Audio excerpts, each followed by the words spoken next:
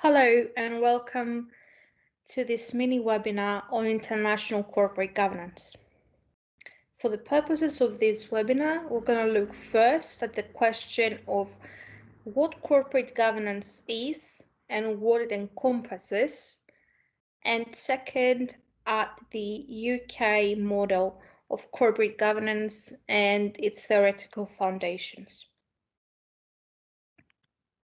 So focusing first on the question of what corporate governance is, we must note that the term or phrase of corporate governance first started being used in the 1980s.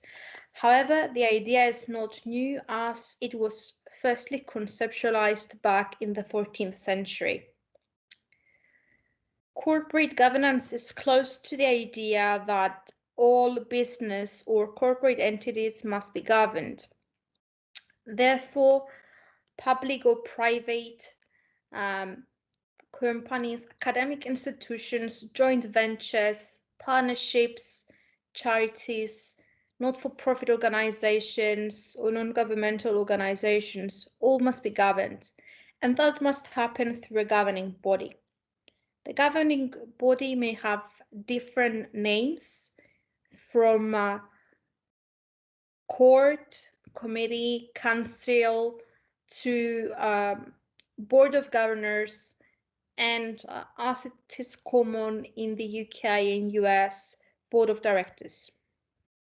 Therefore, corporate governance explores the way power is exercised over corporate entities through the board of directors and looks at the relationship between board of directors and management, those of management and shareholders, as well as those of the firm and external entities such as stakeholders, regulators, and auditors. Despite the fact that the board of directors is not involved in the day-to-day decision-making and leaves that to the executive management, it must ensure that the company is governed in the right direction and is being run well. So the board of directors sets the strategy and the vision of the company and must ensure that that is followed by the executive management by supervising the latter and holding it accountable. Therefore, there is an overall responsibility that is imposed upon the board of directors for the decision taken in the firm's performance. It must also be noted that there is no single corporate governance model that may differ from country to country in terms of structure, ownership, or involvement of the different bodies.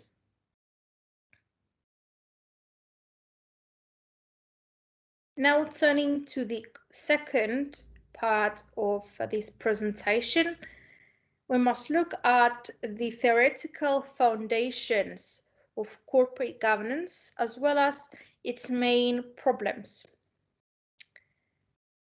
First, it decided that corporate governance is founded upon corporate theories.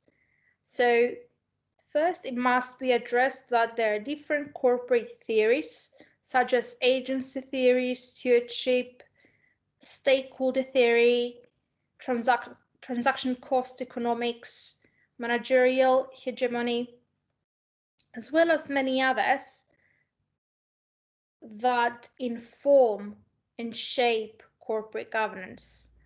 So this happens by creating a theoretical framework against which corporate governance functions, and those theories influence the creation or conceptualization of a corporate objective. So what the company or the board of directors is after. Why that is important? Because corporate governance later informs regulation and policy making, and it ensures, or it wants to ensure, that there is compliance and an alignment between good corporate governance practices and the regulation or legislation that exists. In the UK, the model that has prevailed is that of agency theory. By agency theory, we refer to the fact that the shareholders, as owners of the shares of the company, become the principals as they delegate their decision-making powers to their agents, who are none other than the directors. This may happen for a variety of reasons, such as the lack of expertise on the part of shareholders, lack of time, or mainly because of dispersed ownership. So we have numerous shareholders owning shares in a single company. This has created the so-called agency dilemma. The idea goes back to the 18th century and to the writings of Adam Smith in The Wealth of Nations, saying that when someone else is looking after your property, they will not do that as well as you would have. And this argument was reintroduced later in the 20th century by the works of Jensen and Meckling. Therefore, we observe that there is a divergence of interests, since the shareholders focus more on profit making, dividends distribution, and returns on equity to assess performance, while directors may be more interested in firms' growth, mergers and acquisitions, and the building of empires, as that would give them prestige and increase their remuneration. This agency dilemma and divergence of interests has also affected the risk appetite shown by each group, and we observe that there has been a push towards short-termism in order to achieve quick, high profits. This is problematic in itself, since it relies on excessive risk-taking and jeopardizes the firm's leverage and/or liquidity. The problem has been exacerbated by the fact that managerial incentives have been given to the management on the basis of share-based remuneration. So they have the shareholders have attempted to align the interests between themselves and the managers, and this has only increased the risk taking that we observe.